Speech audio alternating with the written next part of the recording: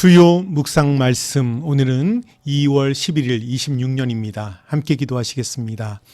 우리를 창조하시고 우리의 아버지 되시는 하나님 아버지, 우리에게 생명 허락하여 주시고 오늘 하루도 생명을 연장시켜 주심을 인하여 감사합니다.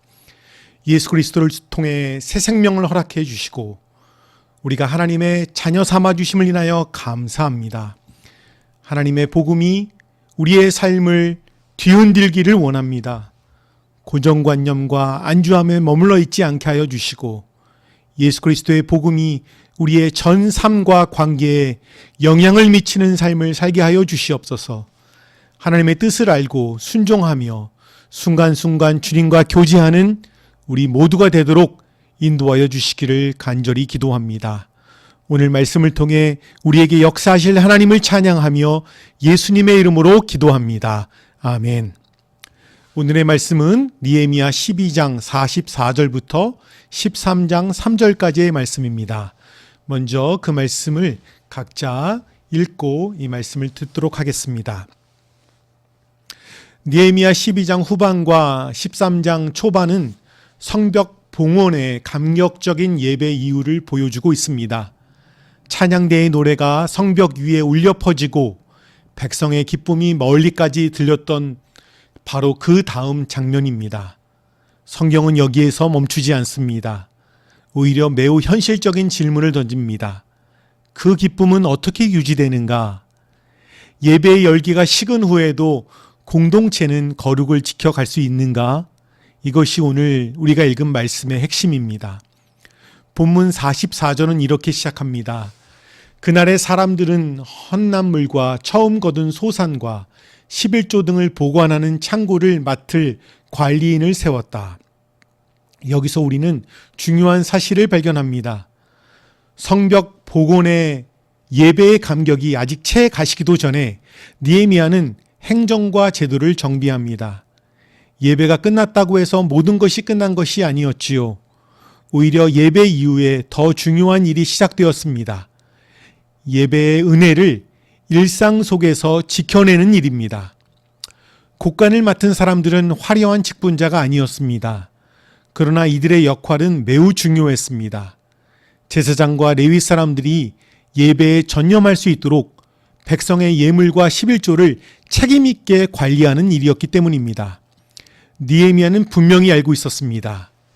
예배는 감동으로만 유지되지 않고 책임 있는 구조와 신실한 사람들이 있을 때 지속된다는 사실을 말입니다. 45절과 46절은 이 사역이 단순한 행정이 아니라 오래된 신앙의 전통 위에 서 있음을 보여주고 있습니다.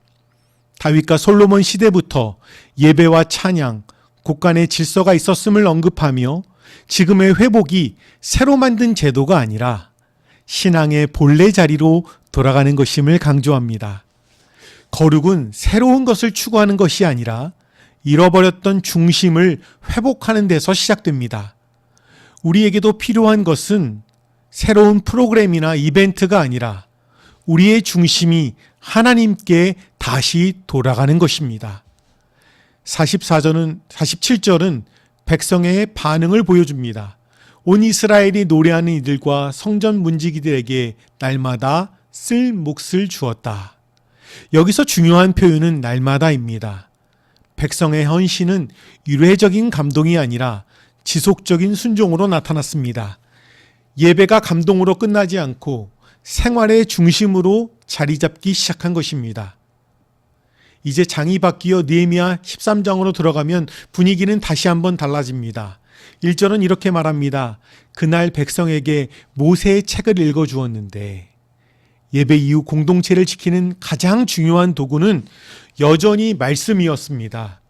느헤미야 공동체는 감정에 자신을 맡기지 않았습니다. 그들은 다시 말씀 앞으로 나아갔습니다. 말씀을 읽는 중에 백성은 암몬과 모압 사람이 하나님의 회중에 들어오지 못한다는 기록을 듣게 됩니다. 이는 민족적 배타성을 강조하는 말씀이 아니라 하나님 백성의 정체성과 거룩함을 지키기 위한 경계에 대한 말씀입니다. 하나님은 이스라엘을 미워해서가 아니라 사랑하시기 때문에 구별하셨습니다. 거룩은 배제가 아니라 보호입니다. 이전은 그 이유를 설명합니다. 암몬과 모압이 이스라엘을 환대하지 않았고 오히려 저주하려 했지만 하나님은 그 저주를 복으로 바꾸셨습니다. 이 대목은 매우 중요합니다. 하나님은 원수를 통해서도 우리를 단련하시고 그 과정 속에서 공동체를 지켜오셨습니다. 그래서 거룩은 공로가 아니라 은혜에 대한 응답입니다. 3절은 공동체의 반응을 보여줍니다. 백성은 이 율법의 말씀을 듣고 섞여서 사는 이방 무리를 이스라엘 백성 가운데서 모두 분리시켰다. 여기서 우리는 느헤미야 공동체의 영적 성숙을 보게 됩니다. 이들은 감정적으로 반응하지 않았고 말씀을 들은 즉시 순종했습니다. 회개와 언약, 감사의 예배를 거친 공동체는 이제 말씀에 즉각 반응할 수 있는 힘을 갖게 되었습니다. 이 장면에서 우리는 중요한 균형을 배워야 합니다. 분리는 미움이 아닙니다. 정죄도 아닙니다. 이것은 공동체를 지키기 위한 결단입니다. 느헤미야 13장은 이후에 더 많은 개혁 이야기를 담고 있지만 오늘 본문은 그 출발점에 해당됩니다. 거룩은 한 번의 예배로 완성되지 않고 반복되는 선택으로 유지되고 있다고 하는 것입니다. 이제 이 말씀을 우리의 삶에 비추어 봐야 합니다. 우리는 지난 세월 동안 많은 예배를 드려왔습니다. 감격적인 순간도 있었고 눈물의 예배도 있었습니다. 그러나 중요한 질문은 이것입니다. 그 예배 이후 우리의 삶은 어떻게 달라졌는가? 느헤미야는 예배 직후에 곧바로 삶의 질서와 경계를 세웁니다.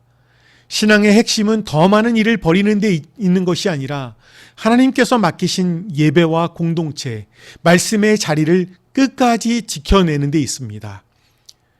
오늘 말씀은 이렇게 하나의 메시지로 이어집니다. 하나님께서 주신 기쁨을 하나님의 방법으로 지켜라.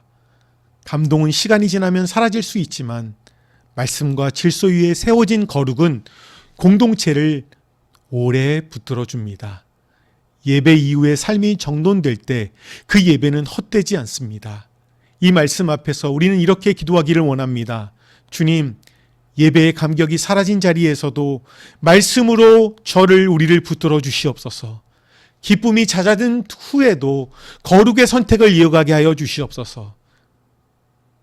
이 기도의 제목과 내용이 느헤미야 12장 셋째 주 본문이 우리에게 가르쳐주는 믿음의 길인 줄 믿습니다. 함께 기도하시겠습니다. 하나님 아버지, 감사의 예배를 드린 후에도 공동체를 지키도록 말씀과 질서를 세워주신 주님을 찬양합니다. 일시적인 감동에 머물지 않게 하여 주시고 삶의 자리에서, 삶의 현장에서 거룩을 선택하게 하여 주시옵소서.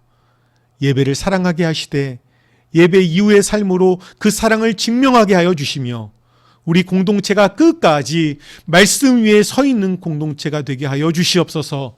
나머지 3일 동안도 성령 충만하여 주님의 기쁨이 되기를 소원하며 예수님의 이름으로 기도합니다. 아멘.